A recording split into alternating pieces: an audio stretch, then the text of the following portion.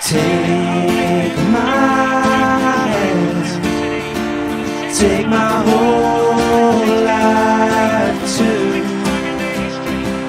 but I can't help falling in love with you. Swindon turn into the promised land. Good evening, everyone. Happy Monday, and welcome to what I'm sure is going to be a both explosive and entertaining episode of FRI, because we have got so much to cover. We have Swindon putting in an early Halloween performance away at Accrington at the weekend. We have midweek games to talk about. We're even going to look further ahead because we have one of our all-time favourite opposition fan guests, basically part of the fabric of our show, joining us because his social calendar's so busy he couldn't come on the normal day to discuss the game. And we also have women's football to cover. So many things, so many things, including the all-important October intro questions. And yes, it's the big one. As we finish the defence now, we move into the midfield. So tonight's panel will be asked, as they have been every episode so far in October, start, sub and sell. And we go to the right midfielders. Once again, we stick with the three designated eras. So they have the choice of McGovern, Ritchie or Giacchini. Well, who starts, who's sub and who is sold? A lot to cover, as I say. Good evening, Sean, who's watching on Facebook. Hope you're well. Jason's here on X. We are live, Facebook, X, YouTube, live chat available on all of them. We want you involved throughout the night on every single topic, including that one that I just mentioned. Start, sub, sell, McGovern, Ritchie, Giacchini. Yeah, we're still not sure why YouTube's doing this, but Mike's here. Says evening Fifey. Good evening. And I should say from myself and Woody, thank you very much for all the positive feedback from Friday's episode. I've had quite a few messages from people who were either watching live or have listened back or whatever. Yes, Stefani was just as nice as he came across. The chats we've had off camera have been just as pleasant. And yes, he absolutely, I've told him again since the episode, let us know when he's in the UK, and we will, if there is a Swindon game, we will get him there because the fans want to see it, basically. But thank you for all the positive feedback on that one. Hopefully, we have a couple more guests to announce between sort of November and December in the build-up to Christmas. But Sean's gone straight in. Richie starts, McGovern sub, and Giacchini is sold. Let's see if our panel agrees. And we have got a huge panel tonight. It's almost as if there was so much to talk about for Saturday's game. They all wanted to have their say. But let's start with the man who keeps me sane in amongst all the chaos of FRI. Evening, Woody. Good evening. You right? Yeah, very well. Thank you. Yourself? Yeah, not too bad. I'm a bit tired tonight. I think the coaching out in whatever weather that was, it was like windy, like but not too windy. The rain was cold and just felt like somebody had dropped a cloud of water on me. So I feel a bit yeah at the moment. I'm a sorry bit to hear tired, that. but yeah, but it is what it is. It doesn't happen that often, I guess. You've passed the late fitness check, though, and you're here to have your say on all things Swindon Town and beyond. Yes. I don't think I'm going to be as animated as the previous thrashing that we got. Don't but worry, I'm I will sure- be. I know you will be, so I think I'll leave that in your in your demeanor this week, because I've got a few opinions on it, but unfortunately, it was a bit like when the same thing happens again, you run out of things to say about it. So, I was yeah. very much let's fire up the laptop on Saturday, so I'm good to go.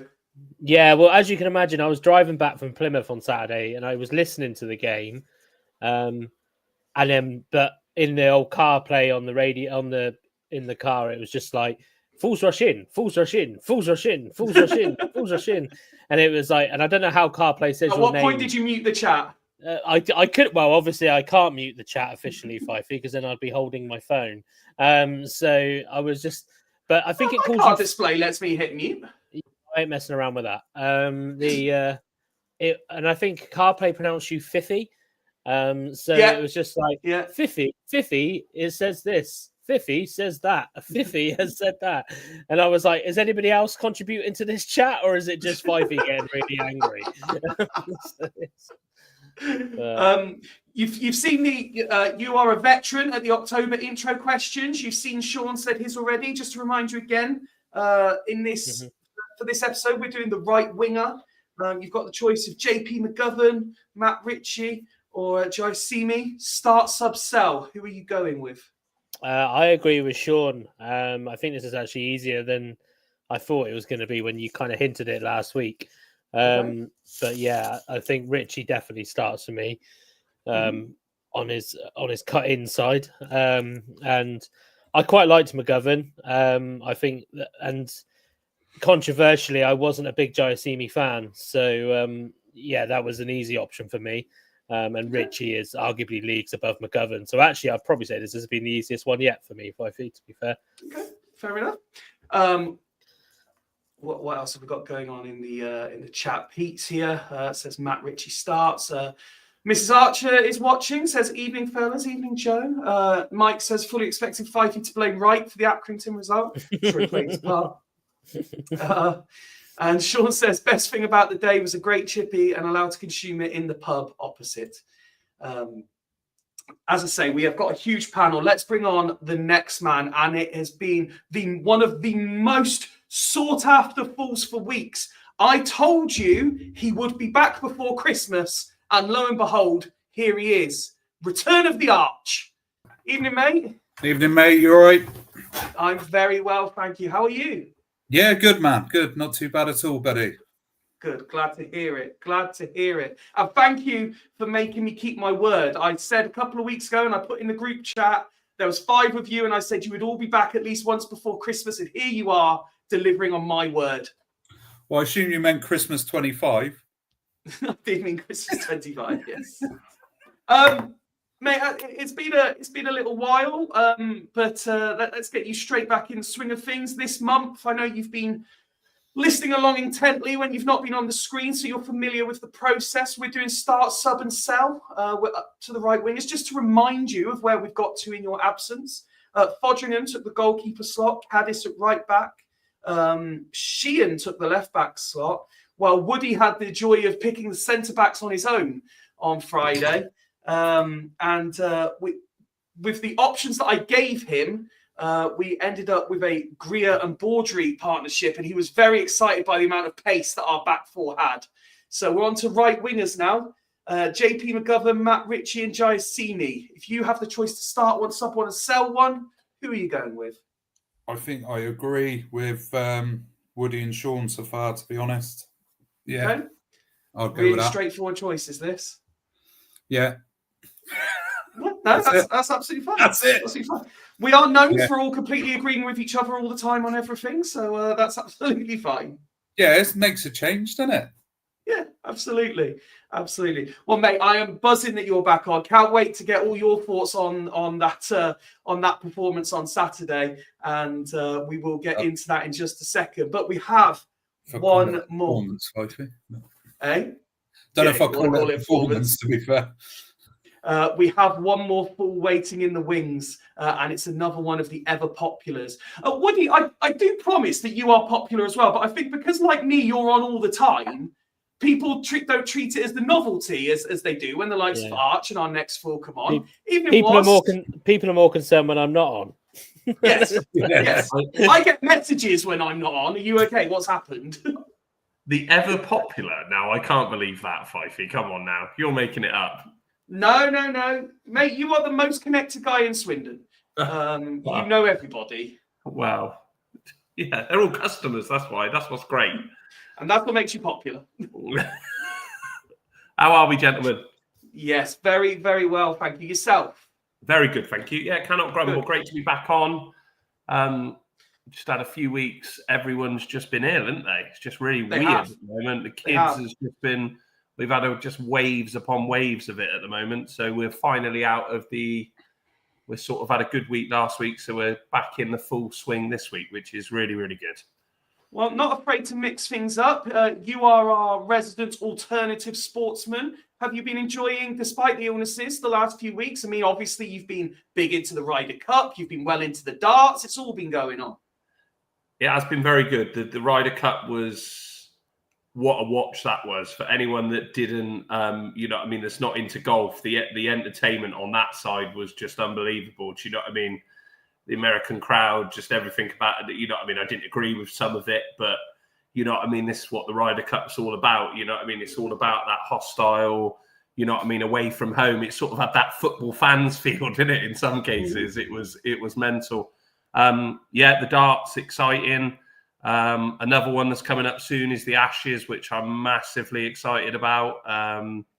Bit of baseball in Australia. Let's see how that goes. But yeah, looking forward to a few late nights for that. So that's going to be quite enjoyable. Well, I know that obviously Ben's big into his cricket, and he's already sort of mentioned a few things. I know Arch is into his cricket as well. So you never know. We might even be doing some random time FRI cricket coverage just to mix it up. We'll do it for the day-nighter test, I reckon. Yeah, pull an all-night watch-along for a day at the Ashes. All-night watch-along. There we go, Fifey. I think you're into a good thing there. We should get that sorted. That'd be sound. Mate, you've heard everyone else's start sub sell for the right wingers? Mate, it's boring, but I do agree with the rest. I really do. Matt Ritchie has got to start for me. And I was a massive fan of John Paul McGovern. I was actually I loved Matt Ritchie, but John Paul, I was probably a little bit closer for me because I really liked John Paul McGovern. I thought he was sort of that old-fashioned winger, wouldn't he? Get it and cross it. And I loved that. Do you know what I mean? Especially when he was putting it into, we had big strikers, didn't we then? Painter, and it was that sort of era, wasn't it? Where he's putting it into the box, and it's one of those. So to be fair, JP McGovern would probably suit your more traditional 4-4-2 that you're setting up with 5v. To be fair, and JP is very much on the list of people that I'm trying to get on the show at some point, but it's just not quite happened because I think he'd fit the Fool's vibe very nicely. You know what I mean?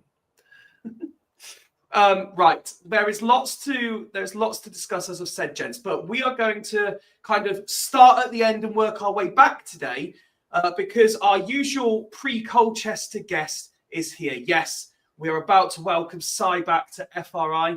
Now, he's been incredibly busy. He has joined his own podcast for Colchester fans. Yes, we have inspired him that much that he does it more regularly now. But he's also disappearing to Ireland for the weekend to run a marathon, which means he won't be at the game. So he said, I don't want to miss my time with Fools. I miss you guys. I have to talk to you guys. And I said, it's all right, Cy, calm down. We'll get you on Monday instead. So here he is. Welcome back, Cy. How are you, buddy? Yeah, good evening all. I was that excited to come on. I was here an hour early waiting to... I didn't like to say, but yes, you rocked up at 7:45, ready for tonight's show. Yeah, you just because obviously the link for the show popped up. I was like, oh, I must have missed something. I must be late. So I was like, well, that's I'd rather be early than late. So yeah, it's just feels like I've not been on for ages. Obviously, you did your pre-season stuff. That was it. Yeah, well, Are we said, gonna didn't we, are we that- gonna do two recordings of this, Fifey? So one if we win tomorrow night and tonight's one. Because if we win tomorrow night, our opinion on Friday against Colchester will be completely different than if we lose tomorrow night. I'm putting Sai under the same pressure I was under yesterday, answering questions, knowing there's a game in between when we're doing this and when our game actually is. Because I featured on his yesterday. I did a little 15-20 minute recording, and yes, I was very much putting caveats in. This very much depends what happens on Tuesday. This very much depends what happens on Tuesday. It does say, apparently, according to Sean, it does say on YouTube scheduled for 8 o'clock. Is my YouTube set to European time for some reason? I don't know. Or maybe StreamYard, perhaps, because maybe it's a European thing. I don't know. I've never noticed it before. Copy and paste from the last show. John says, I've got JP's phone number for you, was a football friend. Get it sent over. Get him on for us then, John. Come on. Yeah, come on, John. And Lepo says, Richie start, Jaisimi sub, McGovern sell. Jaisimi had something different. It's true, he was very, very talented, which is why he makes the options to begin with. Right, Sai, we do have a game tomorrow, but bypassing that, we have the game. The game that kicked off Fools Having Away fans on our show. The game that brought you to us all those years ago. Colchester. I'm slightly concerned, and I said this, little sneak preview. I said this to your pal on your show yesterday in the recording, that we tend to concede some very similar goals if we are going to concede. And you've got two players in the last 3 games, I think, who have both scored hat-tricks. So I'm very concerned that this could be a day where Colchester really put us under some real pressure. How are you feeling ahead of next weekend? I don't know. It's a tough one because we don't traditionally do that well against you guys. It always tends to be tight games. But I think the way we're playing, the way you're playing, it's going to be 2 teams that play exactly the same. We're going to concede goals, but we think we can score more than the opposition. So it's going to be a case of who gets the one up. I was... Obviously, after your result, I know you guys are going to come on to this later, but against Accrington, I was a bit concerned because I didn't realise you had a Tuesday game. And I was like, that's it, we're going to get spanked now because you guys are obviously going to... Wounded animal. Yeah, you know, the kind of the rebound type game. Obviously, you got County tomorrow who are in horrendous form. So you should win that. Hopefully, that will get all the sort of goals and aggression out of your system. And then we'll be back to sort of normal when you play us. I don't know if are you appealing Ollie Clark's red card? Is that not happening? So that's obviously... No, I wouldn't. I think that would be a loss for you guys not having him there. And for once, we've actually got a squad that can play together and plays very well. You can't pick out 1 or 2 players that you need to mark out the game in order to nullify what we're doing. You take, say, for example, Jack Payne out the game. We've got Anderson or Lisbeth that will come in. Take Embick out the game. Obviously, Payne can then step up. You've got Reed and Bishop behind him. So for once, I'm actually really confident. Ideally, I'd like it to be 0-0, not a single shot on target for either side, and 50-50 possession, and the ball doesn't leave the centre circle. Because of the fact, obviously, I'm not going to be there. That's just been a bit greedy of my own part. But yeah, I think it's going to be a good game. But I do think we'll be a better Colchester side than you're used to. Okay. Sean says, bloody typical that Colchester have turned their fortunes in time for us. What's different this year compared to the last few seasons? So at the beginning of the season, we expected us to be playing like we have for the last 3 games, where we'd be very much attack heavy. We're going to concede, but we're going to score. And then when the season started, we just seemed to forget how to play football. And if you want to score against Colchester, just kick it to the back post, because we always leave the man at the back post unmarked. It's almost like our trademark gift to the opposition. Now we've got kind of a set 11 now. We have been unchanged the last 3 games, and that's really helping us get a bit of consistency going with our chemistry and what everyone's doing. obviously there's a few players that have been injured that we thought would have come straight back in the side who are now going to have to fight for their place. Arthur Reed and Teddy Bishop, the last couple of seasons, haven't really clicked together in midfield because they're too much similar players. But now Reed's gone more to the 6, Bishop's playing the 8, so therefore they're playing really well together. So, yeah, it's on our day, I think we're going to be a threat to anybody. But there is still the worry among the fan base is when are we going to revert back to being Colchester? And that's the nervous thing is, at what game is it going to happen? And it always seems against you guys that we don't have much luck. Well, if I think back to the end of last season, there were certain parallels that could be drawn. You in that kind of third quarter of the season, you had that really good run of form. It didn't quite end the way that I'm guessing you were hoping for. Equally, Swindon had a good second half to the season last year. It didn't quite end how we wanted. We've started quite strong for the most part this season. As you say, your start possibly wasn't quite what you wanted it to be. Is the key for you, do you think, finding the consistency and not kind of having a good spell of games and then a bad spell of games? It's if you have a bad result, recovering and going again. Yeah, that's what we've been guilty for in the past. We've managed to win like 1 or 2 games well, and then we revert back to type. And consistency has been our big issue. And to be fair, the game we had at the weekend against Harrogate was very much the scrappy game that we normally would have lost.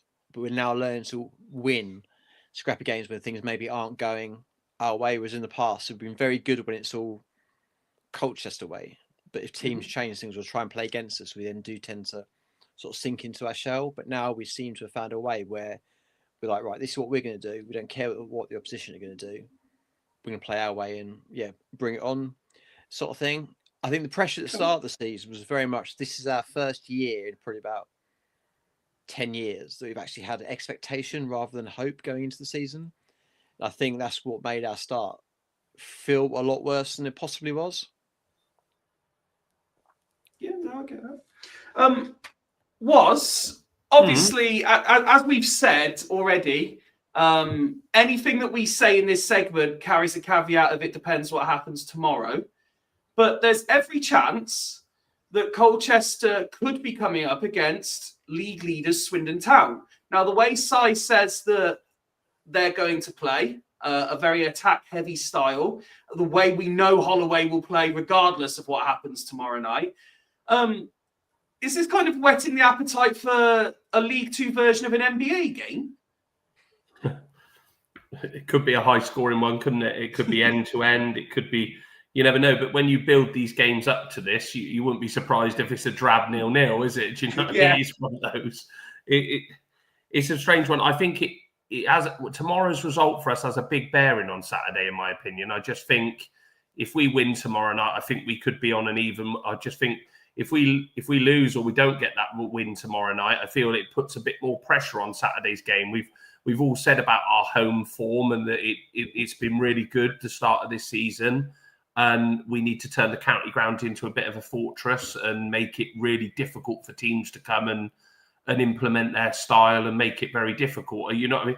I think people have to, where we are in the table, I don't think Colchester will come with no fear because I think with League Two, it's any team can beat any team. It really is. It's one of those, you know what I mean? You never know. This is why I don't read too much into the table. I think sometimes there's a bit of an arrogance with, and I think this comes from all fans, fans from all clubs, that they look at the table and suddenly just think, well, because we were playing Accrington on Saturday and they're right near the bottom of the table, that we're going to beat them. It's not the way it works. You earn your results, especially at this level. Thankfully, there's a certain element of Swindon fans that are realistic. So on Friday night, me and Woody said that everything was going so much in our favour, we were definitely losing to Accrington. Well, and there we go. And you predicted right. So it is one of those. I don't look too much. I try to look at the teams and their strengths, and I think Colchester are going to be a tough side to play against. If we're looking at Saturday, there's no doubt. I think they'll have. I haven't seen too many of their goals, but I look at the team and I think They're a physical team that they're going to, you know what I mean, might be difficult for us at set pieces where we haven't been at our strengths in some cases, especially defensively. Yeah. So are we going to get exposed there? But Holloway is very good that he looks into this. He looks at, we've got such a big squad that he will look at Colchester's strengths. He'll look at their weaknesses and he will pick a team that will try to beat Colchester. And at home, I don't fear anyone that we play. I really don't. I just think at our place, I think we are a tough team to come up against. So it's going to be one of those games. But I think tomorrow's result has got a big bearing. I think if you're a Colchester fan tomorrow, I would kind of think you'd want to see Swindon not win tomorrow night, because I think that you would then see that the pressure mounts again. And you know what pressure does to teams at some cases. Do you know what I mean? If you don't win tomorrow night, you know what I mean? I think we win tomorrow night, the Accrington game sort of may gets pushed aside and gets forgotten about. But if we don't win tomorrow night, it's another build-up of pressure that we haven't won in 2 games. And that, you know what I mean, how's it going to go Saturday? But I'm expecting 2 very tough games, these next 2. You know what I mean? There's no doubt. I think I rate Notts County and I rate Colchester very highly. So well, I think we're in for 2 tough ones. Was, if anyone on this show knows, it's you, that pressure is for tyres. Well, yeah, I didn't want to say it, but... Arch, it's I think one point that is very apparent is the selection in tomorrow's game will be interesting ahead of the Colchester game, particularly in that nice Mike. Go on, Mike. Nice timing. Go on, Mike. You and Mike are talking. Yes, sorry, Arch. The team selection is going to be interesting because obviously we'll talk about it a little bit later, but there were some very obvious defensive frailties about the team at the weekend. We know Clark is suspended for the 1 game, so he'll miss Notts County. He'll be available again by the time we play Colchester. But we also know that Tafazoli is out, and you would imagine if he's out Tuesday, he's probably out Saturday as well. So the selection of the centre-backs, particularly if they perform well tomorrow, will be very interesting as to who then plays on Saturday. Yeah, I was thinking about that. I don't even know who he's going to bring in, because I know obviously Will Wright had a bit of a stinker against Salford. But he hasn't played since, and I don't know quite what's going on there. I'm calling it now. Wright's back in because he's our last experienced centre back. So without Clark and Tafazoli, Wright plays tomorrow. But I thought he should have probably brought him on at the weekend, so I don't know why he didn't. Because I just thought we didn't have any experience at the back at all, really. And I'm not, Wilson Brown, I think, has been very good. Yeah. And I really want to see him back in the team. Yeah. I think he's been pretty solid. But I think Mabete was, and, he's not even getting on the bench at the minute. So I don't know, just be interesting to see who does start at the back. And then I think depends what happens, doesn't it? We do all right. He'll stick with the same Saturday, I expect. He doesn't seem to like to change a back 3 that do well. So absolutely. I know we're kind of mixing the topics here, but while he's tuning in, just a little shout out to Dale, who is a Notts County fan, tuning in for our preview of it. Notts have won 4 of the last 5, but would snap your hand off for a point just to keep the board ticking over. On a side note, the reverse fixture against Notts is also on a Tuesday night. January, I think, from what I remember, isn't it? Because we're thinking about Notts away from my birthday this or next year. There's no thinking about it, mate. We're going. It's one of the designated Fools away games. For obvious reasons, hey, Arch? I had nothing to do with that, mate. I was straight on the phone to Joe. I didn't book that table. Straight on the phone. Woody, let me get your thoughts ahead of Colchester as well. Again, with that caveat, with that asterisk that tomorrow plays a huge part. But this week, that these 2 games, if you look at them as a combination, particularly given the result of the weekend, all of which we're going to talk about in isolation, but this week is massive for 2 home games. Yeah, and like what was said in terms of making home a fortress, I think if there ever was a time to ensure that happens, it's this week, isn't it? Because we're at a bit of a disadvantage because I always say that to react to a defeat is to win, obviously. But now I feel that these next two, I mean, I think every game's a must win, but these two feel like they have to be wins. Do you know what I mean? Like, obviously, there's going to be the mental advantage that we will have because we will be top of the table if we win tomorrow. We'll be top of the table without being in a false position, as people like to say as well, because we'll be even on games.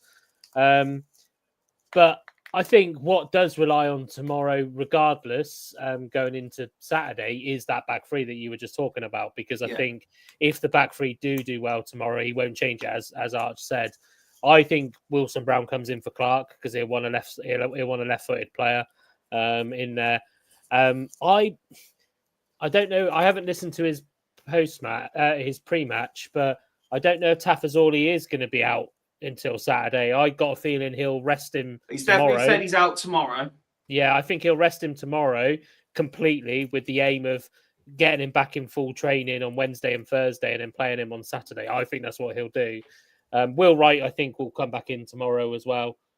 So I think he'll have Knight, LaBelle, Wright and Wilson Brown. And if they keep a clean sheet, he might keep that the same on Saturday. If they don't keep a clean sheet, then we can probably expect Tafazorli to come up against, because he'll need a player like Tafazorli against Colchester. But the problem is, actually, if you look at one of our goals on Saturday, you'd probably question whether Tafazorli would be the right person in that situation, given his role in one of those goals. But it's... just on this subject, though, isn't it massively harsh on Mbete at the moment? Like, how is he not even getting in the squad? Like, it's like Ben said here. Mbete did nothing wrong. There is only one reason why Mbete is not in the squad, and that is because of Knight LaBelle. Because we got a loan agreement. There will be a loan agreement. The loan agreement for those two Bristol City lads will be one of them. The other one isn't playing. But we'll be, if we don't play both of them, we've probably got to pay for both of them. So that will, I believe, and he won't ever admit. Of course, you don't admit those type of negotiations, do you? In a pre-match, but that is the only reason, because Mbete, as I agree with Mbete was probably, him and Wilson Brown were an absolute revelation to what we've had. I would love to see Mbete, Tafazorli and Wilson Brown together, to be totally honest. But Mbete's, as I mentioned a couple of weeks ago, he's the easy one because he is that long term. He is that project. He is the youth one. He is the younger one. So he's the easy one to drop. But if the other City lad's injured, I know we're going to go on to Notts County, but the reason I made that point is that Notts County, and I know we're talking about Colchester, but Notts County have got this lad, that Jatta up front, big physical presence. If there's one defender that you think would have a chance of competing with him for us, would be Mbete. Do you know what I mean? Big, physical, wins a header. Do you know what I mean? And I worry about it if he doesn't go that way tomorrow. I would like to see him in, because I don't think Will Wright will deal with it. I don't think LaBelle will deal with it. You know what I mean? I think the only one that probably does, who's tenacious enough, is Wilson Brown, and I hope he comes back in. But I do feel if Wilson Brown doesn't come back in, there is something going wrong. You don't know let's put it this, do you? Because Wilson Brown has only been kept out because he's wanted Clark back there on that left-hand side. There is no other. There can't be any other reason. Wilson Brown is turning up with his pants inside out. He's trying to squeeze them all in, and he wants Clark in, but he doesn't want to drop Kilkenny or Nichols, does he? And he doesn't want to put.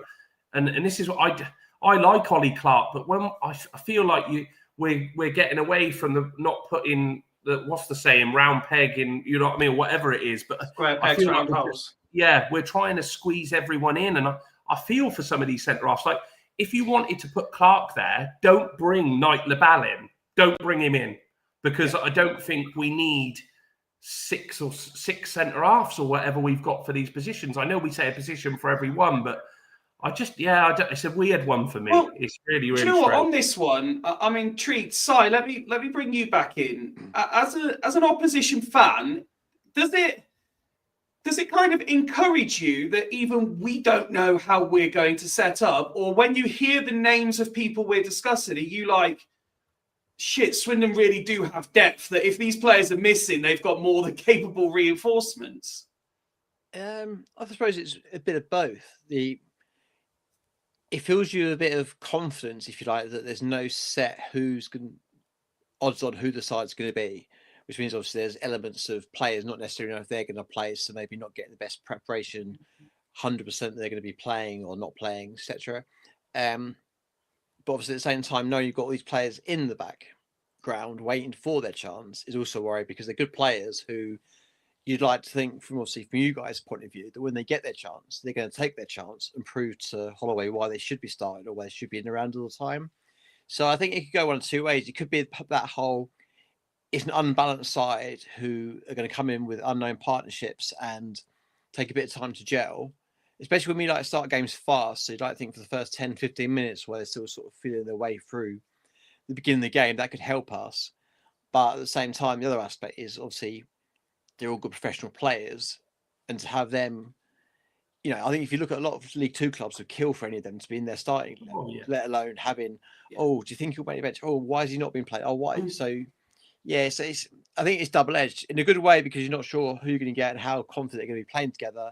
Bad way, just because it proves how strong a squad you do have. Yeah, no, it's interesting because for the majority of the season, it's been the question that we've been kind of asking each other is it Drinan? Is it Palmer? Is it both? Is it Glatzel?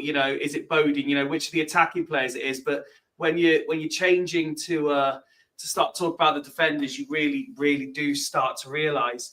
I'm surmising here, and obviously 4 days is a long time in football, but from what I picked up from the conversation yesterday, a number of the Swindon favourites may well be out on show come the weekend. It sounds like because of an injury, Rob Hunt might be starting at right back for you, Si. So he'll be up against probably our most informed player in Finley Monroe. So that'll be a nice little battle between those two. I also believe Iandelo's fit and back in the squad, which means he'll be up against what I imagine will be Snowden on your left, our right. And I like to ask where the key battles are. I think if that is the matchups, then that is the key battles at the weekend. I'm not sure about Rob Hunt, if he will be starting, because Vincent Young's injury seems to be, although it looked quite gory when he put his teeth through his lip, I don't necessarily think with a week's grace it's going to be enough to keep him out the 11. I think Danny does like to go starting. On the Rob Hunt front, obviously I've said it before, and obviously Woody pretty much tried to block me when I said I didn't rate him as a defender. But you can't say bad stuff about Rob Hunt to Woody. No, I realised that when they got the reaction from that conversation. But it's kind of side. Woody was trying to be funny there. Don't take me out, I don't mind. It's like that. No, to be fair, I'm actually going to praise him. So you don't need to listen to this. Because he got brought in and we played him as right wing back in a team that was doing atrociously, I think he did get left to hung out to dry a little bit when he's more of an old school defender. Yeah, even on the tree, so you play on the right of the tree rather than the wing back. So he then got time out of the squad and has come back this season a different player, where he's obviously taken his time out. He's got his confidence back. He's coming, and when he's actually come into the side, he's done what he's been asked to do very well and has been key to some victories. Obviously, it was only 2-1 when he came on the weekend. We got the third goal and didn't concede, so you can't have done too much wrong. Ellis has just been unplayable. At the start of the season, we didn't have him. It was noticeable.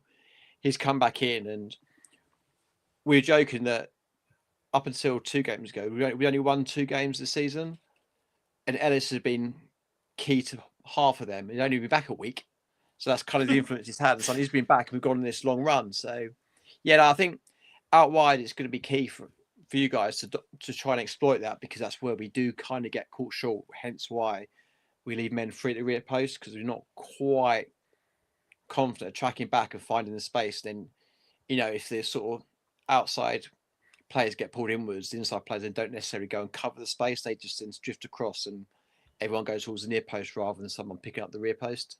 So, other than key battles, I think you're going to have to work out how to deal with a front 4, if you like, of Payne, Lisby, Anderson, and Mika Rembic, who 18 years old from Charlton is absolutely unbelievable as a forward. Okay. And that kind of steers into the next question I was going to ask. It seems obvious to say with, as I mentioned earlier, Payne and Anderson both scoring hat tricks in recent weeks, but who are the really informed players that Swindon should be looking out for at the weekend? So this is going to sound really strange because obviously they're getting all the plaudits, and Lisby, Anderson, and Payne are the people to look at when they go to Colchester. But to me, the ones that are going to be key to the game are going to be Mika Embick, Jack Tucker, and Ellis Landolo, because those three, I think Tucker's stepped up as captain, and when he left from MK, we got him a free. A lot of MK fans didn't rate him, but he's not put a foot wrong for us the rest of the season. He's got a good level head and he's doing well as captaincy. And Embick, even though he may not necessarily be in and around the assists and the goals at the moment, his hold-up play and movement is creating so much space and open opportunities up for everybody else to then go on and exploit. Is why we're getting the goals across the team rather than just one person being relied on. So those three are the ones I'd go for. But obviously you can't, you could pick Payne, you could pick Bishop, you could pick Arthur Reed, anyone really. But I think it'd be those ones. Okay. Well, let's listen. Obviously, we will, as a group, be talking more about Colchester on Friday. I'm going to ask everyone for predictions, and in a rarity, I will give you all the option of making two predictions. If Swindon avoid defeat tomorrow, what will the score be on Saturday? And if Swindon are defeated tomorrow, what will the score be? But before we do that, I did mention you're not actually attending the game because you're travelling. I hope I got that right. You're travelling to Ireland to run a marathon? Yeah, I'm doing a marathon on Sunday. It seemed like a really, really good idea at the time. And now it's kind of 6 days away. It's like, maybe this isn't the best thing. I was meant to do London, but I had to defer that because I managed to put myself in hospital due to my training. So I've managed to defer across to Dublin. So I've said I'll do one charity event, and I've decided to be a marathon. So I'm doing it for Blesma on Sunday, and my aim is not to come last. So if there's this little old Irish lady who's second from last, she will be getting 2 foot out of the way, so I cross the line in front of her. So that's my aim, to finish and not come last. But that's where I'm off to. But also I'll be listening to the game, and it's just typical. I was hoping it could be Barrow away, because I don't mind missing Barrow. Obviously, it'd be Swindon, wasn't it? So it's catch-22. If there is anyone watching who wants to say, do you know what? Good luck, Si. We want you to go and 2 foot this Irish woman and not come last. I presume you'll be posting all stuff on their socials of where they can go and support you. Oh yeah, definitely be on my Twitter. It is. I lads on the Board Side podcast to put up on their stuff as well. So it's floating around on my socials and things like that. But it's. I'm sure I'll enjoy it once I've finished it. Yes. That makes sense. I'm pretty sure 16 miles in, it will be a lot of life choices will be getting discussed in my head. Well, listen, make sure you get that detail to me as well. We'll make sure it goes out on our socials as well, mate. Absolutely. But wishing you the very best of luck for the marathon, if not for the football. Right, boys, let's see. Let's go round and say, if it's a negative result for Swindon tomorrow, what will the result be on Saturday? Woody? If it's negative tomorrow, I still think we'll win 2-1 on Saturday. Okay. Arch? Muted. Been a while. 3-2. 3-2, nice, okay. What? On the assumption it's a negative result for Swindon tomorrow, what will the result be on Saturday? I think it will be. I think it would be really tough. I think I could see it being a draw. I'm going to go a 2-2 draw. Okay. And Si, if Swindon go into it on the back of another defeat, will you be predicting that you make it 3 in a row? So I think it's going to be 2-2, regardless of how you guys get on tomorrow night. Okay. And in a way, I would rather. It'll be easier for us if you do win. Because I just think you're going to get a lot of that kind of negativity from the Accrington game out. And then we can go back to just normal jogging for both sides, if you like.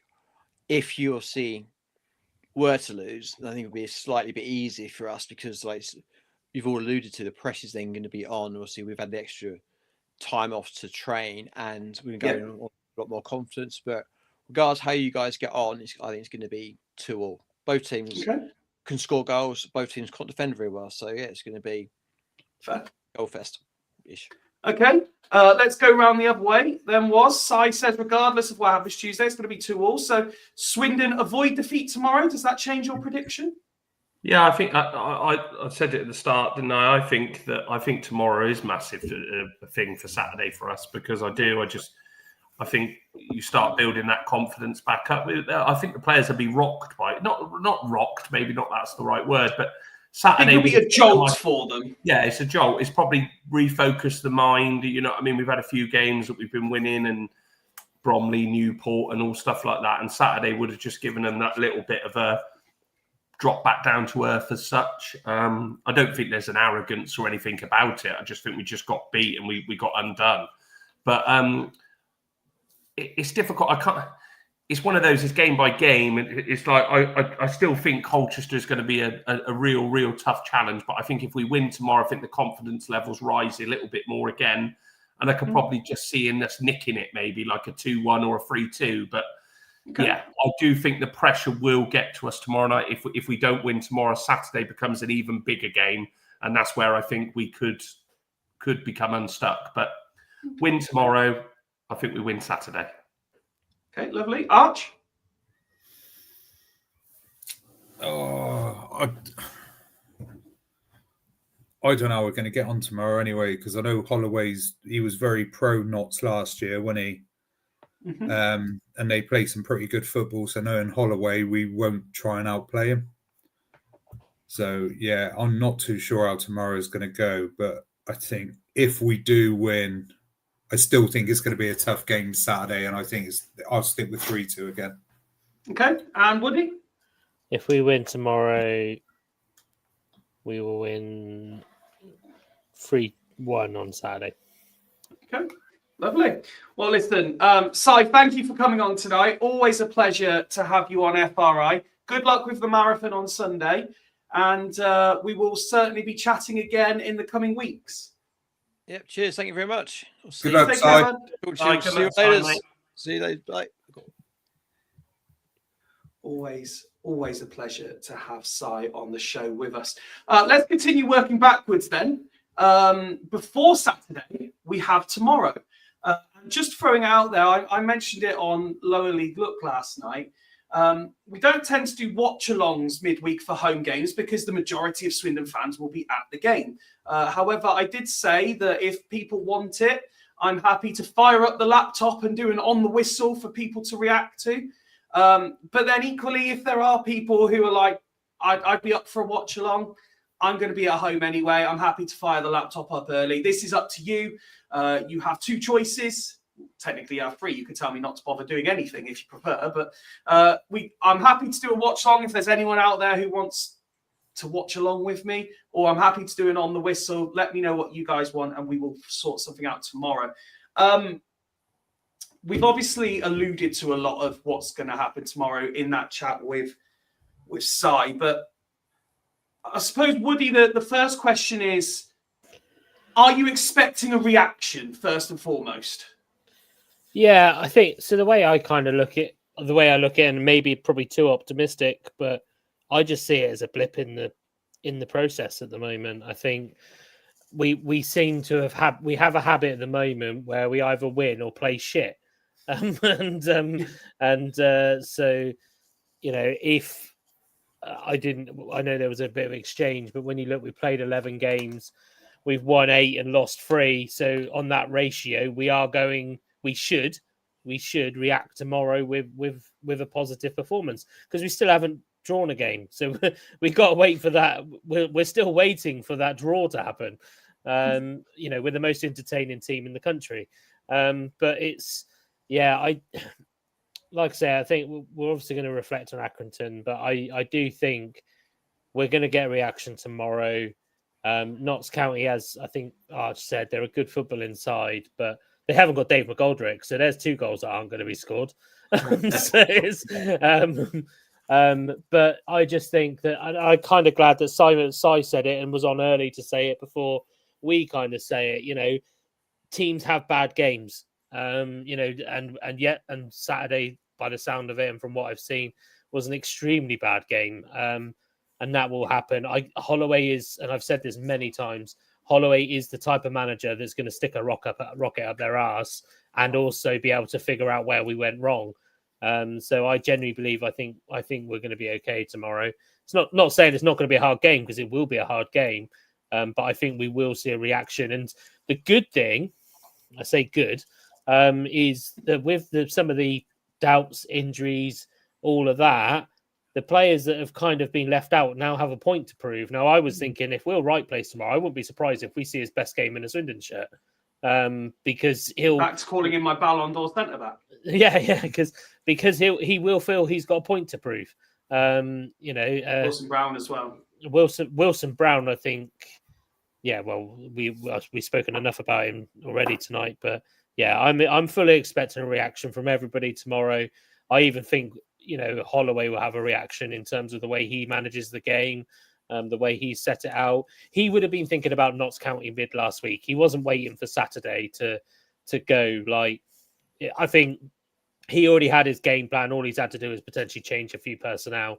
I think they would have been working on Notts County, not just yesterday and Sunday if they trained. Yeah, it would have been last week as well. Well, Arch, Dale's still with us, which I'm delighted with. Thank you, Dale. It said, we've changed our style. We're not the Ajax of the 70s anymore. We're more in your face now with a high press. What exactly are you expecting from Notts County tomorrow, Arch? Yeah, I'm not on mute. Right, okay. Yeah, I don't know how it's going to go. Like I said, I think Holloway has a thing about Notts County, and he said it last season about how well they played football, and that's what I thought he'd be trying to do this year. And I think in some games we've seen that. But he's also has a real beaner's bollock about Colchester. So, but in the same argument, we got beat 4-0. And it was 4-0 against Colchester, wasn't it? Was it 4-0 or 4-1? 4-0? 4-0. So, yeah, I don't know. I was just trying to see if I could see what the lineup was against Crewe. Because I think potentially some of that, or majority of that team's potentially available. Okay. Yeah, it is. You're bang on. We sort of played some of the best football, and, you know, all right, arguably Crewe didn't sort of stop setting in that first half, but it was sort of done by the first half, wasn't it? So, yeah, I'd like to think that's the way we're going to go at it and try and outplay them. And then I think, yeah, against Colchester, it's just going to probably be about proving a point.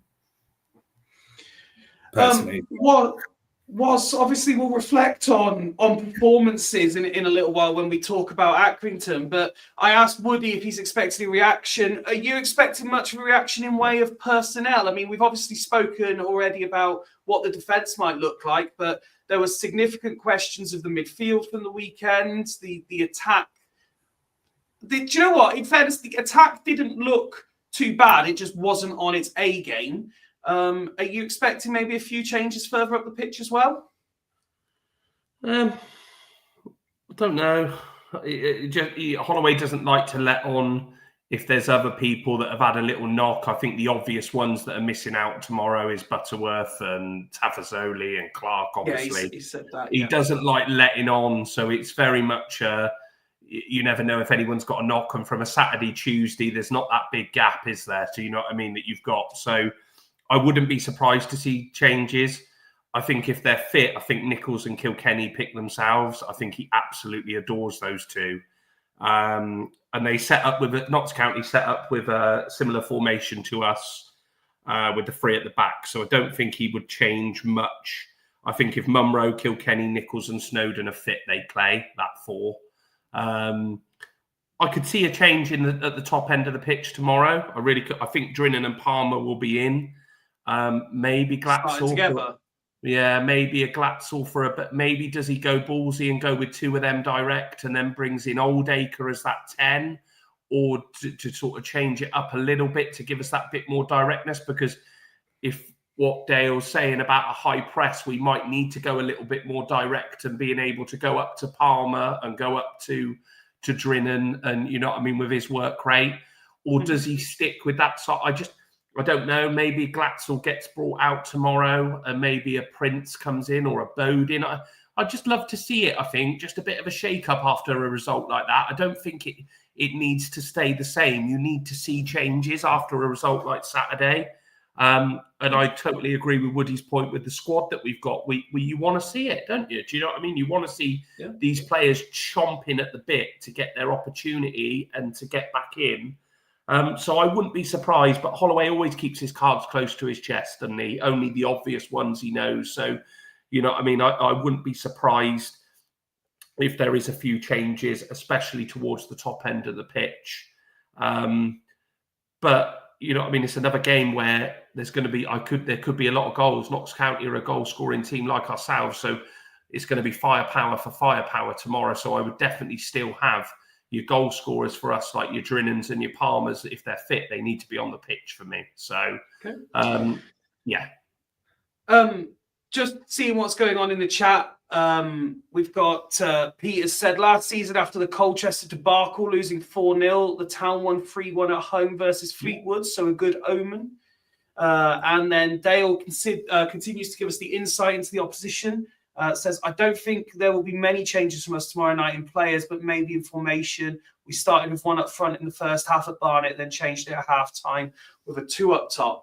I mean, we're talking about our reaction, Woody, to what happened at the weekend. And, of course, that's where the focus is. But we can't hide from the fact that Notts County put in a very different type of performance where Barnet dominated at the weekend. And we had this chat on Lower League. Look, Barnet dominated. Notts County got a 94th minute winner. So they're riding the crest of a wave of that emotion.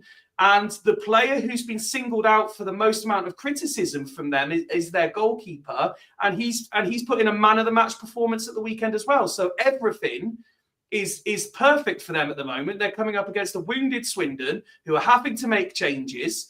The pressure will build with Swindon being the home side, whereas they're, like I say, they've just won a game away from home. They're doing another one away from home, and their underperforming players just got man of the match. Yeah, there's no doubt things like that, you know, kind of do make a difference. But I also think that, yes, whilst both teams are playing on a Tuesday night, they've got to travel. They've lost a day. Whereas we've got that extra time on the train. Well, they might have, but we've got that extra time on the training pitch today as well. Possibly tomorrow. I don't know whether Notts County have come down overnight. Given it's an evening game, I'm going to guess they're probably travelling down tomorrow. But it's, you know, so there are little things that might kind of tip in our favour for that a little bit. Whilst they're travelling, we'll be training type thing, or we'll have we'll have our analysis session or whatever.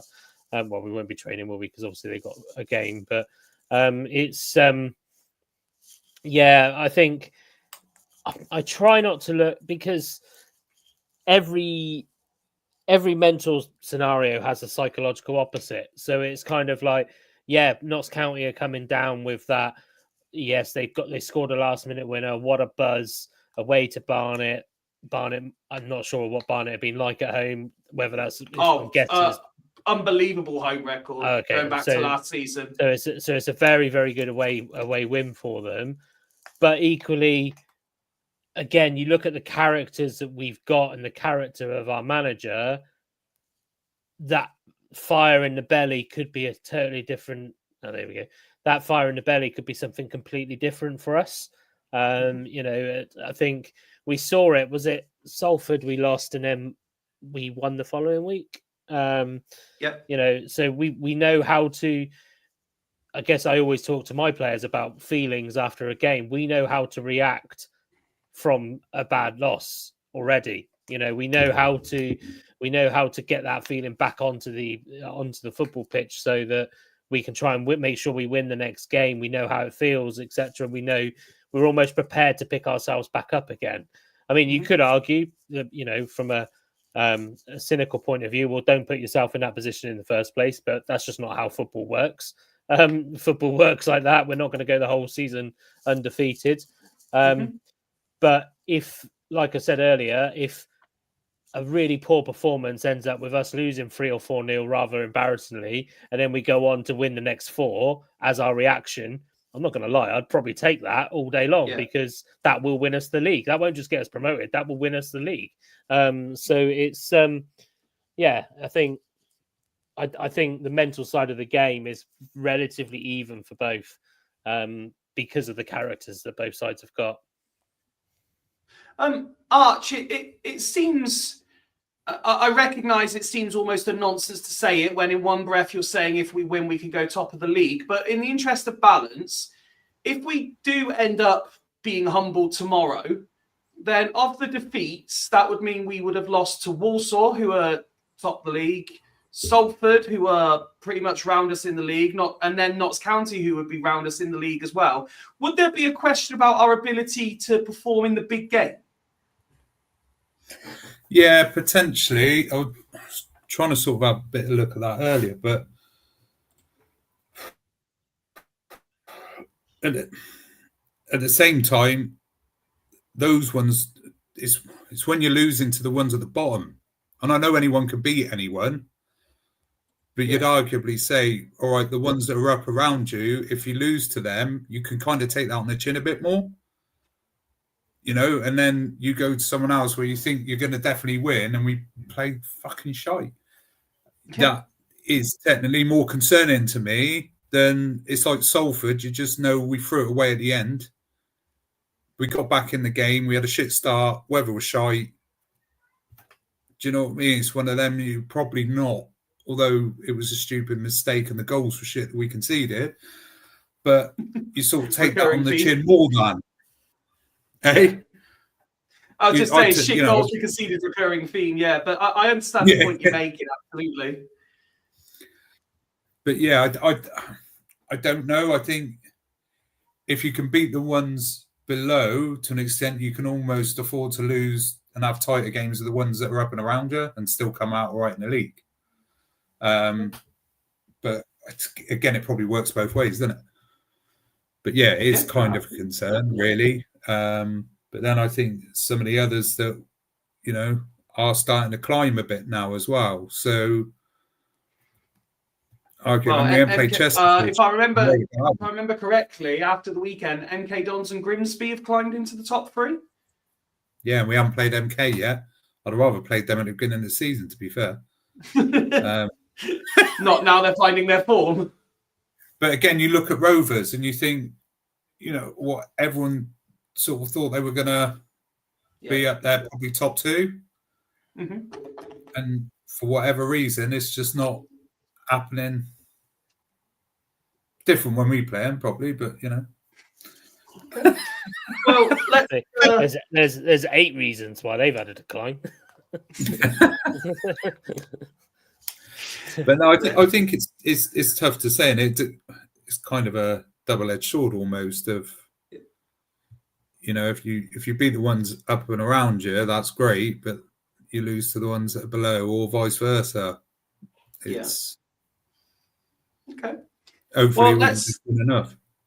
Well, let's see, based on everything we've discussed there, how you are feeling about tomorrow. Tuesday night, under the lights at the county ground. What we thinking? I'm expecting a close game. I'm expecting I'm expecting goals.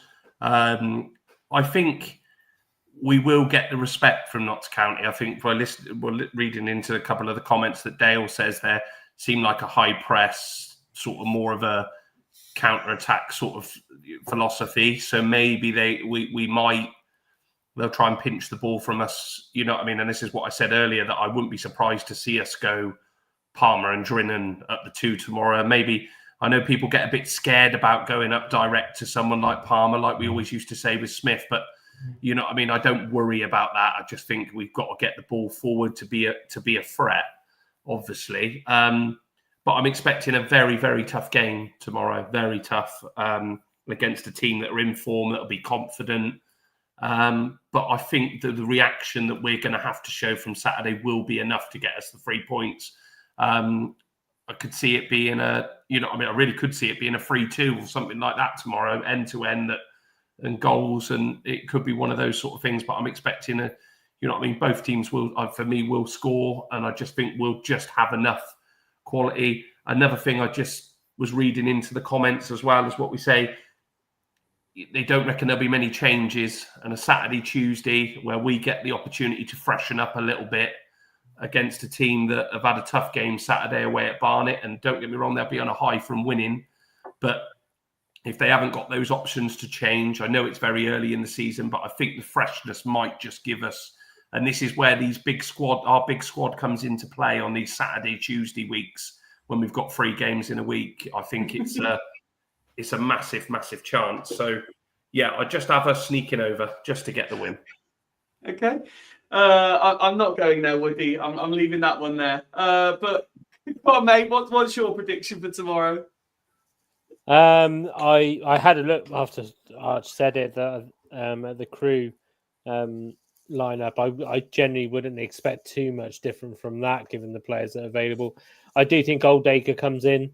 I think he's the type of player that is going to release kind of Drinnan and arguably Palmer in behind the defence. I think it'll be Glatzel will sit out and Drinnan will, Oldacre will come in, and I think he'll go a bit more of a true 2 up top. So yeah, defence worries me, but not necessarily. I'm not overly worried. I'm more worried about the fact that we might have to make quite a few changes to the defence. But I think we've got a good depth there that, the players, I'm quite confident with the players that can come in, even to a certain extent if Wright comes in. I'm not, he had a bad last couple of games, but he's not a bad defender, really. He's definitely not a bad backup. Let's put it that way. So, but yeah, so I do think both teams will score. But I'm going to go similar. I think we're going to have 2 games, and they're both going to be 3-1. Okay. Arch? What's the question again? Score prediction for tomorrow. For tomorrow, sorry. I'm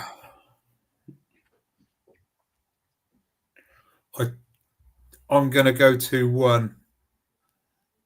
Okay. 2-1. Not? No, Swindon. I think, in fairness, when 2-1 Hooters.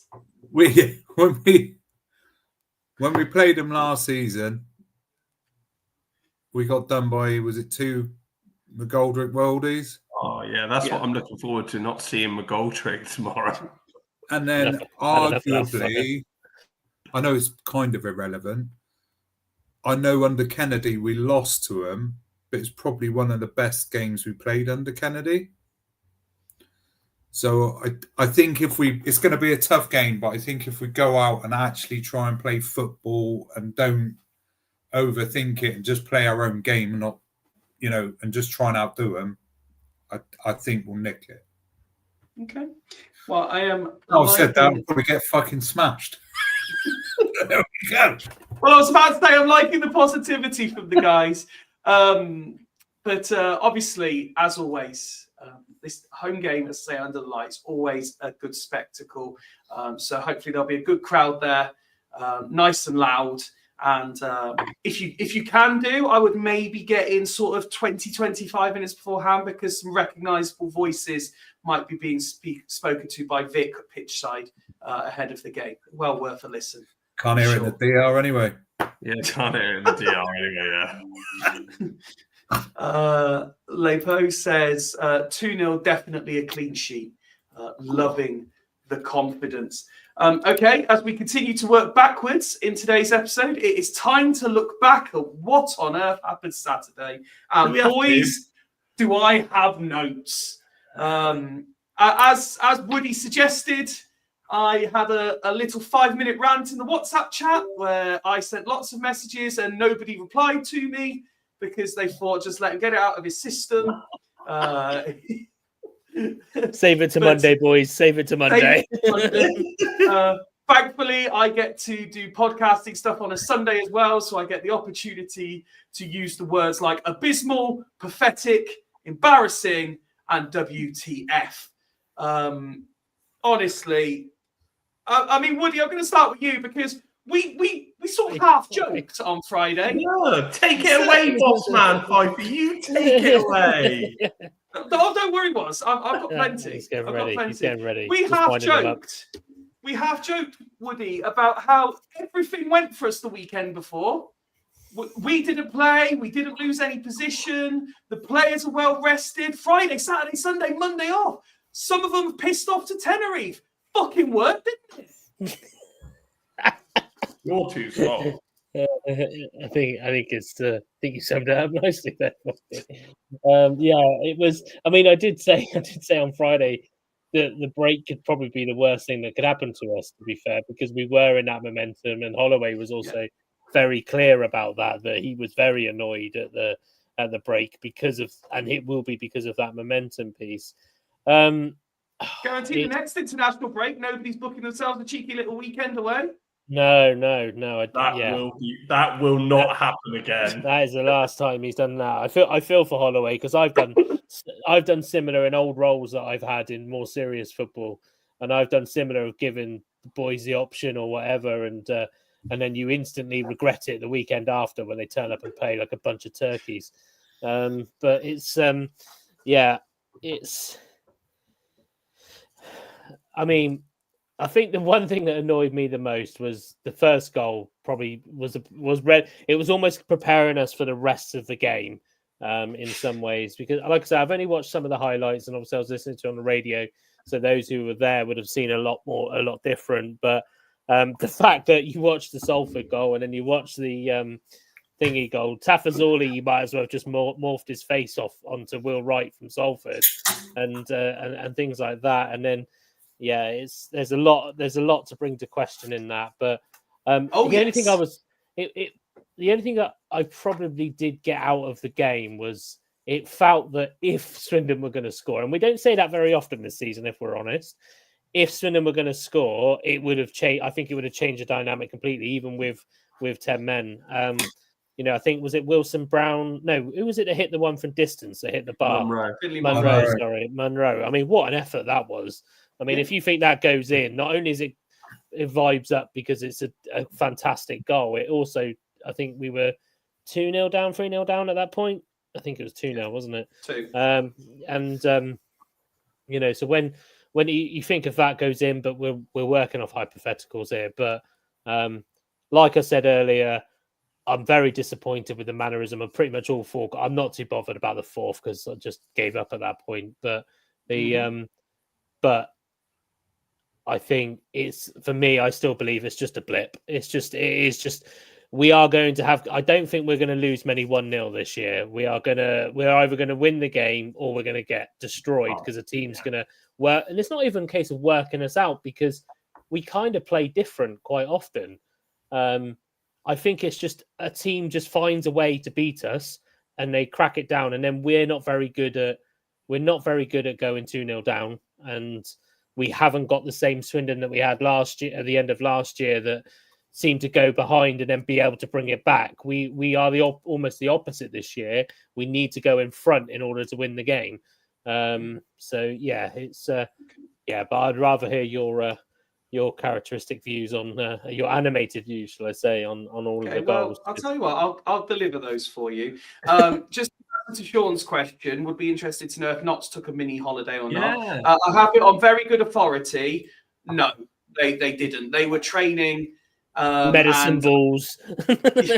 I'm led to believe that they trained as normal during the week. They did a half session Saturday. They had the rest of Saturday, Sunday off, and then back in training again on Monday. But we've also got to appreciate, and I'm not saying this is right or wrong, but Notts County, let's be honest, are in a totally different position to what Swindon are at the moment. Yeah. There's no way, if we were at the bottom end of the table, there was no way that Ian Holloway was letting these lot have a weekend off. There was no way. I think position in the table had a massive difference. The win at Newport, I think it was in the thing. If you win at Newport, you can have that weekend. That's what I think it was. And because they were all saying it was all about the result, wasn't it? And But yeah, you can categorically say that will not be happening again this season. And we know if Notts County do happen to beat us tomorrow, we know that there's going to be a montage video come out afterwards of how we beat Swindon whilst they were in Tenerife and we were doing like shuttle runs on Philadelphia steps and stuff like that. So you wanted to know why, well, what I was so angry about, and here's what it is. As a Swindon fan, I can accept losing. We lose regularly enough. I have seen us lose enough times. I can accept it. But there is a manner, in a way, in which you lose, and that is not it. Number one, and first and foremost, every fucking time it happens against us, I hear, oh, it's tough against 10 men. It's not. They ran through us like a hot knife through butter. Like, and then you look at Barrow. Barrow went down to 10 men against top of the league Walsall and fucking won the game. They didn't even get a draw. They won the game. And we let Accrington piss 4 past us. That's my first issue, is the fucking cliche that it's harder versus 10. Everyone would start with 10, mate. Everyone would start with 10, wouldn't they? Yeah. My second issue is we keep conceding the same fucking goals. Okay? We concede 3 types of goal, and we did all 3 on Saturday. Okay? Number one, and I dared you, I asked any of you to do it, and not one of you did. Not Anybody defend Ripley's positioning for that first goal. You are not being lobbed from 30 plus yards. Ridiculous. Absolutely, yes. You could question the fact that it's got as far as Madden being able to shoot from there. But Ripley is so far off his line, he's not even attempted to get to the ball. If you can't make it back to your line, you are out of position. And I think it's the way he watched it in as well. I don't care how many even times run back, this. he just turned and watched. Positioning is questionable. It's Stop making it worse, Art. You're making worse. Sorry, mate. 3 or 4 times this season I've questioned his position, and every time I'm told it's not his fault, it's not his fault. That first goal is his fucking fault. He should not be getting caught out like this. I do not care what anybody says. The second goal, and I have an element, just a small element of apology when I say this. And me and Woz said this before we went live. Kilkenny has never and will never play like that for Swindon again. That is by far the worst he has ever played. But fuck me, he was cosplaying as Will Wright. He ran out to the touchline the same as Will Wright did against Salford, fell over the same way Will Wright did against Salford, and they fucking scored. Honestly, I could not believe what I was watching. And then the third goal was Walsall-esque. And I couldn't remember. Was it Barnett who I said the same thing? A team ran straight through the fucking middle of us. It's like parting like the Red Sea. What Is that the one where Oldacre fucked up? No, Oldacre was the 4th one. This one was bowed. This was bowed into Kilkenny. I think Kilkenny had a nightmare with this one again. Yes. Yeah. But they just ran straight through the fucking middle of us. Where was everybody? Defend as a team. There was no fucker there. It was all at mini. And then, like Woody said, by the time the 4th came, I'd just given up all fucking hope. Ridiculous. Or like, I don't want to take anything away from Accrington and nothing away from Madden. You know, it's great to score professional hat trick, whatever. But fuck me, we made it easy for them. And yes, some people will say we were down to 10 men. Why were we down to 10 men? Let me tell you why we were down to 10 men. It wasn't because the referees had a howler. It's because our captain, the real man of the team, has got terrible positional awareness and has completely fucked up the bounce of the ball. He's jumped up for a header, then stooped down for it while he's in the air and put his elbow up. What the fuck? You've got how many hundreds of professional games and you're doing this shit? Unbelievable what I was watching. I could not Then he believe didn't get done for violence. No, I don't understand that either. Give the fucker a 3-game ban. We're better in defence without him. Honest to God. And then there was something else. What was the other thing?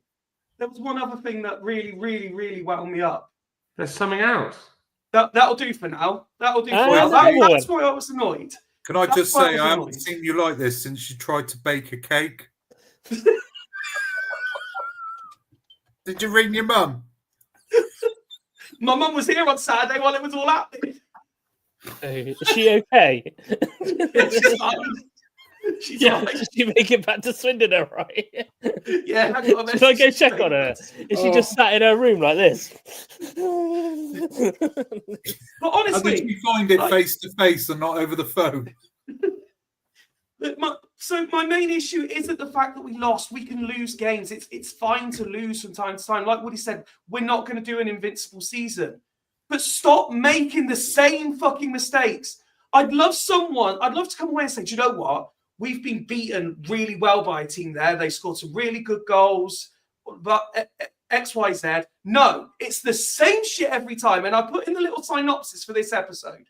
When it's bad, it is fucking abysmal at Swindon. And that was truly fucking abysmal.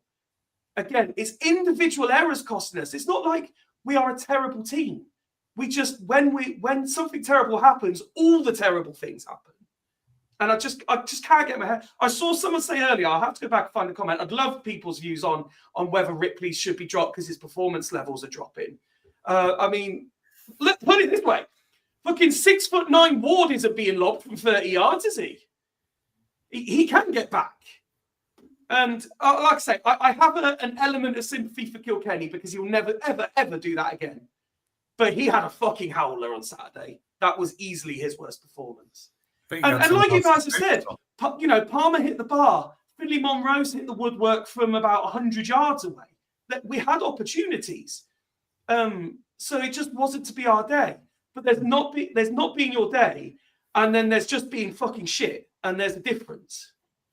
Unfortunately, attacking it wasn't our day. Defending, we were shit. And I'm bored and fed up of saying defending was shit. I was so like Tafazoli's done so well in the first couple of games he's come in, and then he's overseen that nonsense. Clark, the real mad skipper, nonsense, ridiculous.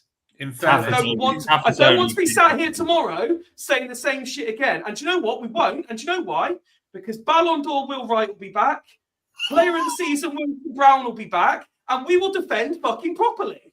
Yes, it might finish 0-0, but we will defend properly.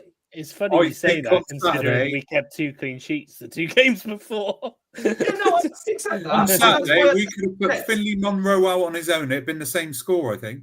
Because the only fucker that showed up. I get that. Yeah, I agree, Arch. I agree.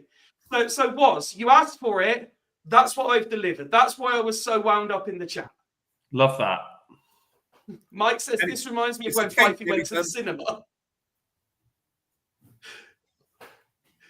Sean says, I agree about Clark in a way, as I thought, why the hell did he have to swing his arm out? Yeah, he doesn't help himself, Clark, does he? I wrote a few notes down today, and I just think it's part of his character, Clark, and he likes leaving a bit on someone, doesn't he, all the time? And I think he's just not got away with it then. He's probably thought, shit, I'm last man. And as soon as he's done it, let's put it this way. People are moaning, saying that it was some people were going, it's never a sending off.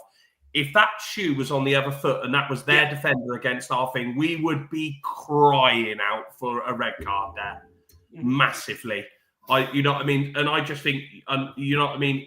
He's had a rash moment where he's kind of gone anywhere else on the pitch. If he does that in centre midfield, he probably just gets a yellow because it's the position that where he was in. Because if Matey Boy gets through him, he's clean on goal. But you look at that as well, and I watched the breakdown to that red card, and we had chances to clear the ball. Didn't Tafazoli get caught and the ball's gone over his head where you'd expect him to win the header? And it was the same with the first goal. We lost second balls. We had 3 or 4. That first goal was a joke because as much as we can blame Ripley, there's 3 or 4 headers and duels that we have lost there. You know what I mean? Yep. And we lost the first duel, then we missed the second ball. And it was like head tennis, wasn't it? They were literally headed it to the position and then their guys looped it over Ripley. And I do agree with you. I didn't agree with you on the Salford one. I thought it was a really good finish from the lad, to be honest. But I do agree with you, Fifey. I think Ripley's got caught there and he has got to take some accountability for that. It's not even gone top corner, has it? It's looped over him and landed in the middle of the goal. He's got to take some fault for that one. Definitely. I 100% agree. And then, like we said off air, we'll never see Kilkenny do that again. I think for the second goal, I was crying out, why hasn't he just gone back to Ripley? Pass Why it back. just put it into touch? Yeah, but he didn't even need to do that. He could just pass it back to Ripley. He could, like, he's last man. Just do anything other than what he did. Other than what he did. But we've seen him do that so many times that he's so calm and brave on the ball that he's drove out and got us into decent positions from doing that. So we'll never see Kilkenny have a game like that again. And for the fourth goal, you've seen the bad of Oldacre. Like, when he's bad, Oldacre, he's bad because he's lost the ball. He's tried to just nail the guy and wipe him out, and he's not even done that. And then he's looked late. I think he'll be in tomorrow. Imagine not even being able to do the shit stuff properly. Yeah. He's all right if he's got space. If he ain't got space, he ain't. He's great if you're playing well and you're on the front foot playing good football. But if you're getting battered like we were on Saturday, he is not a good player to have on the pitch because his work rate looks like that he's doing nothing, and you get frustrated with him because he's doing fuck all and he's not offering you nothing. But I agree. I could see him coming in tomorrow. Well, they're limited in midfield, mate, aren't they? So there's every chance he will, but I don't think he's necessarily the right one. Pete said, I wouldn't be surprised. I think Pete said it in one of the comments. Wouldn't it be a bit of a shock tomorrow to maybe see McGregor jump back in at right wing back and maybe they take that punt and put Snowden up there? I don't know. Maybe. But would it be a bit of kick in the teeth to someone like an Oldacre or a Bodin that you can't even get in your position, you know? But So that might be an all right game for Bowden, actually, because they are a football playing side. So, yeah. And on that point, it's been a kick in the teeth for McGregor not getting in at right wing back and someone who's not a right wing back playing there all season. Yeah, that's true, actually. But Snowden's performed well there. You know what I mean? We can't say that he hasn't. I agree. I just on the point you were making. Pete says, when Kilkenny got a yellow, he spent the rest of the game avoiding a second. Look at the third goal. Kilkenny just avoided contact. That's bang on from Peter, because I put on the thing about Kilkenny for that third goal. He got caught in no man's land. He didn't know whether to go and nail him, but he couldn't because he was on a yellow. So he tried to back off, but he didn't even do that properly. He just got absolutely skinned. And it was Jason's going for jokes. He says if Oldacre needs space, he should have trained to be an astronaut. Very good. Very nice. Not with that hair. Arch, was there any positives we could take away from Saturday? I know you said Monroe was the only player that turned up, so there's one positive. No, I think in fairness, I do agree with Woody that I think on a different day, some of them chances go in. Yeah. You know, like Glatzel pulled one wide as well, didn't he? And I think, as they all say, goals change games, obviously. But yeah, I think if we'd have got one back in, and we did have a few chances, we just didn't execute them. And I think it would have made the difference. So yeah, we did create some chances. We didn't convert them, and that's a shame. But at least we created some. That's probably about it. I don't really think there's anything else to say, to be fair. Oh, and it went 5. True. Very true. It wasn't 5. I've got a positive for you as well that Will Wright wasn't on the pitch defending, because you would have gone full to town if Will Wright was on that defensive lineup. I think in fairness, I said he probably should have come on, but in fairness, maybe he shouldn't have. Yeah, it wouldn't get for Will Wright. Yeah, when we're down to 10 and you're not dominating the ball, and him being that extra ball playing or trying to get on the ball at centre half and drive out of it, I think the right decision was made to bring Wilson Brown on. I did feel for him, but I like Wilson Brown. He's a defender, isn't he? He can make a cracking pass to the right wing as well, I have to say. I do think. Yeah, we know Woody loves Wilson Brown's diags. Yeah, no, definitely his ball distribution is quality. Archer's bang on. The positive is that we still created chances with 10 men. And I know we said earlier that it shouldn't be. We still created opportunities. We still looked to threat. And you just feel for the supporters. Another great support when it was there about 600 up there on Saturday. That is a massive support away. It's a long old trip. I did think we'd get back into it until Butterworth come on. Yeah. And then that was it, wasn't it, really, to be fair? Yeah. But fair play to it. That's the other thing. You know, we ended up finishing the game with 9 men because of the Butterworth injury and all the subs being made. And the fact that there was still... The one thing I will give them, in amongst all the ranting is there was effort. It's not like it's not like Swindon themselves down tools, and we know Holloway wouldn't let them anyway, but it's not like Swindon down tools and said, oh, fucking hell, this is free, it's going to be 7. You know, that they did carry on trying, and unfortunately it was just one too many, but it does raise questions. You know, unfortunately, that you know, you had that week off. Certain things were allowed. It's really not panned out. Was the squad selection correct? Hindsight's a wonderful thing, of course. Yeah. If that exact same game got played 24 hours later, would it have been a different outcome? Possibly. Sometimes it's just not your day. But my main thing is we can have bad days at the office. These things happen, but we just can't be abysmal at it. Like, lose fine, but lose in the right way. Don't just throw in a howler of goals. Still make them work. I agree. When you just want one of those, if that's a bad performance, you want it to be a draw, don't you? Like if you play that bad, you just want it to be like, just grind out, just pick up a result, just do anything you can. Don't get pummeled like we did. Do you know what I mean? Yeah, and you can't be at the top end of this league and get, you know what I mean? You've got to have 1 or 2 of them a season. So there's 1 gone. You know what I mean? So you can't have many more of them to stay right. To Barnet. Yeah, but well, I suppose yes. You well, right. It weren't 4, but the performance was. Yeah, and we had 11 men, mate. Yeah, and you can't have many of those sort of performances if you're going to stay towards the top end of this league. It just can't happen. You know what I mean? I totally agree. You can all take being beat. But being done and conceding the awful shit that we conceded on Saturday is bad.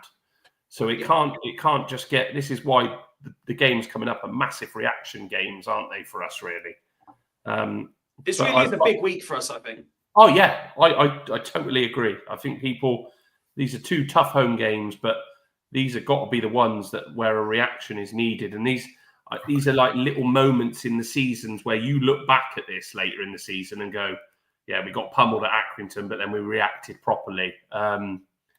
So yeah, we need it. We need it to work. But yeah, Fifey, I actually, on your rants, I'm a bit like, oh, I'll give him a break, but I agree with everything you said. I honestly, awful goals conceded. Ripley definitely needs to take some accountability for that first one.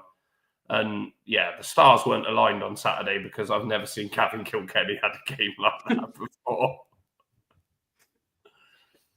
Is there anything else from Saturday that I haven't raised that people want to talk about?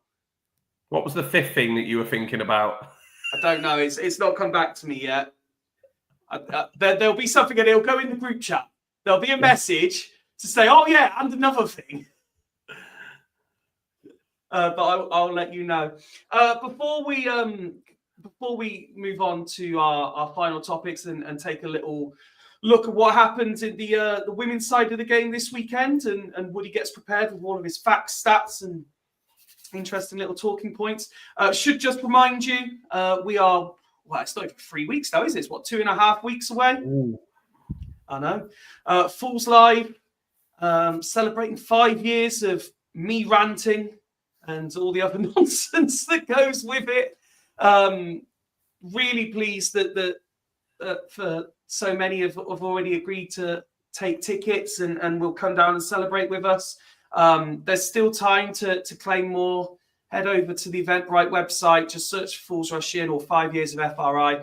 Again, tickets are free on the night. We'll be raising money for charity. And we were chatting in the group chat earlier. I think that there's possibility, I'm not saying definitely at this point, but there's possibility that all 14 Fools may well at least be in attendance, if not up at front of stage and doing the panel. There's possibility all 14 will be in and around in attendance.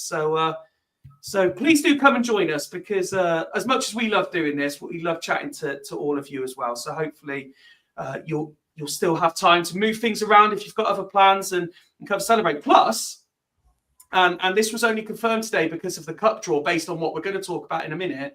What a weekend this is going to be, by the way. So Friday night is Fools Live. Saturday afternoon is Tranmere at home. And then Swindon Town women have just been drawn at home in the cup as well for the Sunday. So what a triple threat that is. FRI Friday, Swindon Men's Saturday, Swindon Women's Sunday.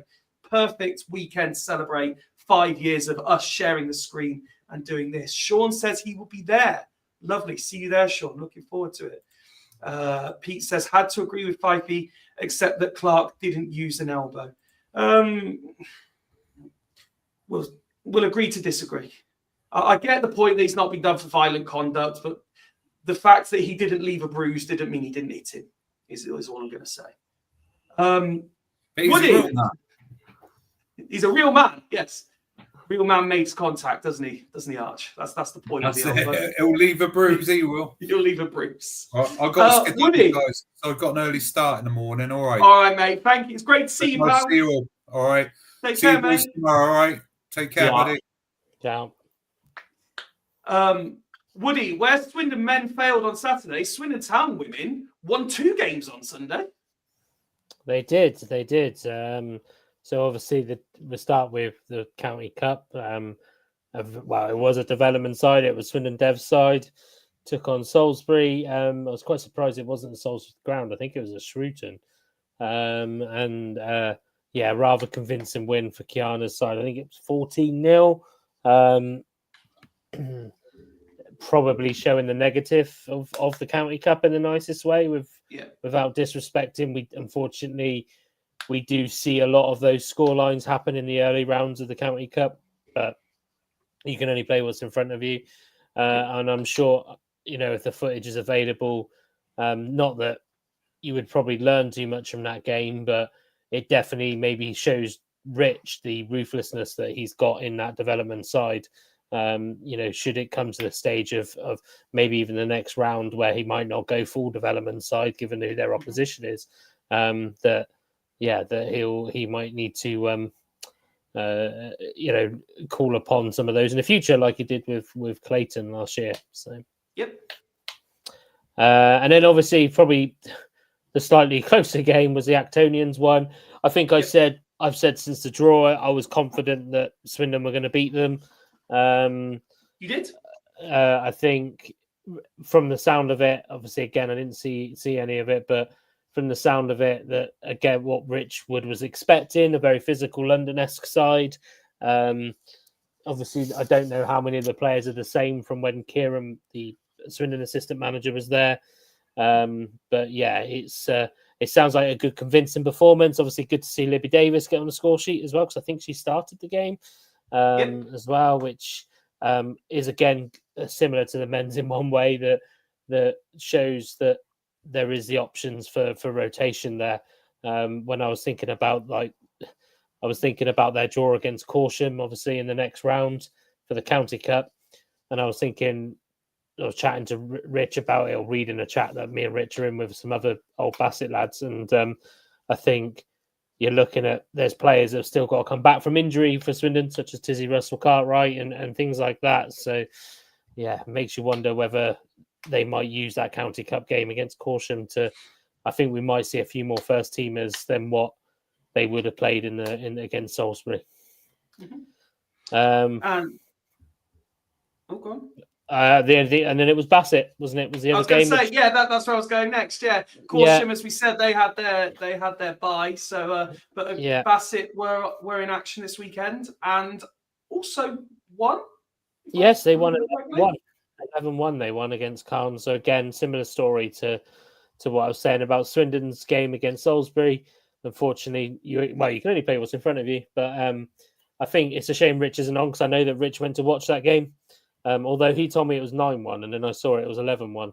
Obviously, our very own Maddie got 5 goals, just the 5 goals on Sunday as well.